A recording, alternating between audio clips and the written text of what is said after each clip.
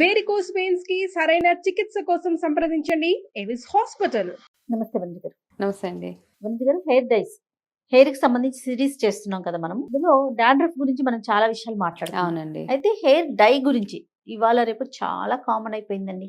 చిన్న పిల్లల దగ్గర నుంచి ప్రతి ఒక్కరు కూడా డైస్ వాడేస్తున్నారు. ఒకవేళ హెయిర్ బాగున్నా కూడా కలర్స్ వాడేస్తున్నారు. కరెక్ట్. వీటికి గ్యాప్ అవసరమా? అసలు ఎన్ని రోజులకు ఒకసారి హెయిర్ డై వేసుకోవాలండి? ఫస్ట్ థింగ్ ఏంటంటే హెయిర్ డై వేసుకోవాల్సిన అవసరం వచ్చేస్తుంది ఇప్పుడు అందరికి. తొందరగా గ్రేయింగ్ అయిపోతుంది కదండి. దానివల్ల అంటే ఇప్పుడు ఏంటంటే ఒక ఏజ్ వచ్చిన తర్వాత హెయిర్ డై ఫైన్, ఒక till A point I think henna IndiGo తోటి మనం మేనేజ్ చేసుకోవడమే బెటర్. ఓకే, హెన్నా ఇండిగో పెట్టుకున్నా కానీ కొంచెం ఏ గ్యాప్ 15 daysకి ఒకసారి henna and IndiGo. And hair colours వచ్చేటప్పటికి అవునండి, కొంచెం జుట్టుని డ్రై చేసేస్తూ ఉంటాయి కదా, కాబట్టి 15 daysకి ఒకసారి. అంటే నేను చేసే చాలా టెక్నిక్స్ ఉన్నాయి. ఇక్కడ తెల్లగా అయిపోతూ ఉంటుంది పెద్దవాళ్ళు అయిపోయిన తర్వాత. సో వాటికి ఏం చేస్తానంటే అది కలిపేసి ఫ్రిడ్జ్ లో పెట్టి అలా కనపడినప్పుడల్లా కాన్సెప్ట్ పెట్టేసుకుని హెయిర్ అంతా జస్ట్ ఈ పార్ట్ లో ఉన్నాయి కదండి ఆప్షన్స్. సో కాబట్టి అట్లా అనమాట. బీట్రూట్ జ్యూస్ ఒకటి బాగా వర్క్ చేస్తుంది అందులో. సో అవి మనం చక్కగా ఏ హెయిర్ కి ఎట్లా కలుపుకోవాలి, ఏ కలర్స్ కి ఎట్లా కలుపుకోవాలి అన్నది మళ్ళీ చూద్దాం మనం ప్రాక్టికల్ గా. సో హెయిర్ డైకి వచ్చేటప్పటికి ఏంటంటే, డై పెట్టుకున్నప్పుడు ఒకటి అందరు గమనించాల్సింది ఏంటంటే, రెగ్యులర్ గా dye okay, it's given, dye పెట్టుకోవడం వల్ల ప్రాబ్లమ్స్ వస్తాయి, స్కాల్ప్ ఇష్యూస్ వస్తాయి, తెలిసిందే అవేర్నెస్. కానీ డై పెట్టుకోవడం వల్ల ఏమవుతుందంటే చాలా సార్లు మన జుట్టు చాలా ఒత్తుగా అనిపిస్తుంటుంది కొంతమందికి.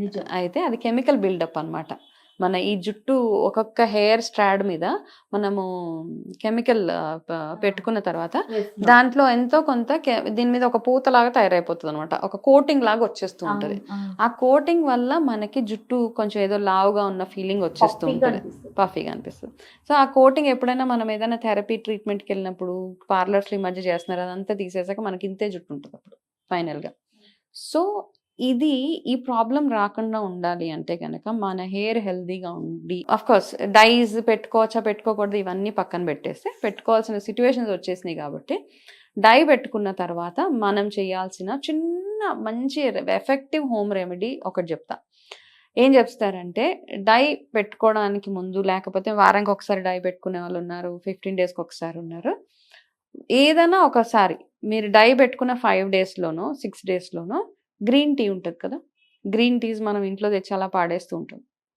దాన్ని బాగా బాయిల్ చేసేసి గ్రీన్ టీ పౌడర్ కొంచెం ఎక్కువ తీసుకోండి క్వాంటిటీ, గ్రీన్ టీ పౌడర్ తీసుకుని దాన్ని బాగా మరగబెట్టి ఆ డికాషన్ ఏదైతే ఉంటుందో దాన్ని జుట్టుకి బాగా మసాజ్ చేసుకోండి. ఆ డికాషన్ అంటే కొంచెం ఆయిల్ లాగా కాదు, ఒక మంచి 1 liter ఆఫ్ డికాషన్. మీరు ఆప్షన్స్ మీరు చూసుకోండి, మీరు ఎలా చేసుకుంటారో. జస్ట్ హెయిర్ మీద పోసుకొని దాన్ని హెయిర్ని ఇట్లా రిన్స్ చేయడం అనమాట. బాగా రిన్స్ చేసి దాన్ని అదంతా అయిపోయిన తర్వాత ఒక 10-15 minutes 20 minutes అట్లా వదిలేసిన తర్వాత హెయిర్ వాష్ చేసుకోండి.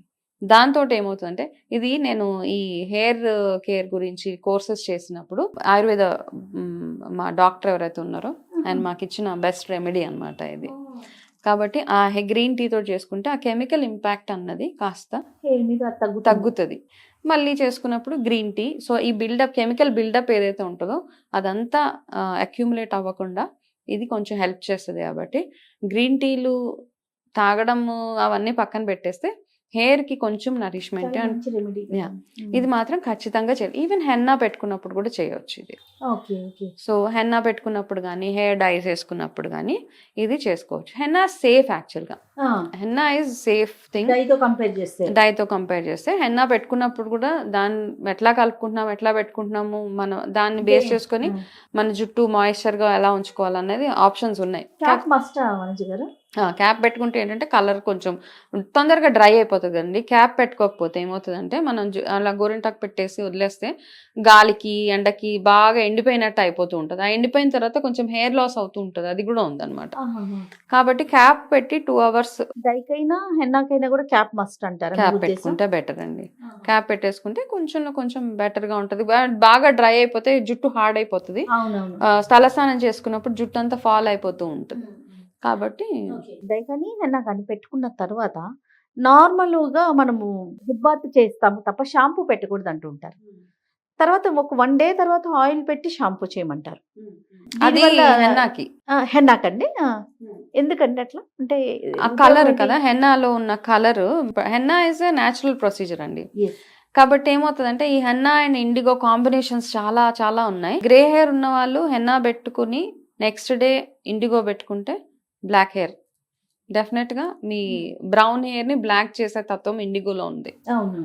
కొంతమంది ఏం చేస్తారంటే డైరెక్ట్ గా ఇండిగో, నేను కూడా సజెస్ట్ చేశాను చాలా సార్లు టైం లేనప్పుడు డైరెక్ట్ ఇండిగో హెన్నా కలుపుకునే ముందు కాస్త ఇండిగో అందులో వేసేసి పెట్టేసుకోండి అంటే అప్పుడు ఏం చేస్తా అంటే అప్పుడు కూడా కొంచెం బెటరే. బాగా గ్రే హెయిర్ ఉన్న వాళ్ళకి ఏం చేస్తుంది అంటే ఇండిగో బ్లూ కలర్ కి టర్న్ చేసేస్తుంది జుట్టుని.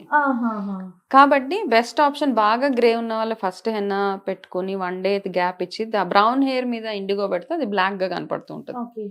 ఈ లోపు మధ్యలో షాంపూ చేయకూడదా?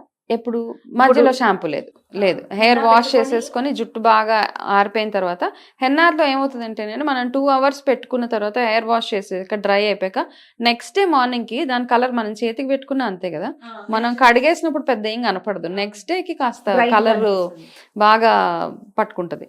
కాబట్టి అంత బ్రౌన్ అయిన తర్వాత మీరు ఇండిగో పెట్టుకుంటే బ్లాక్ గా కనపడుతూ ఉంటుంది.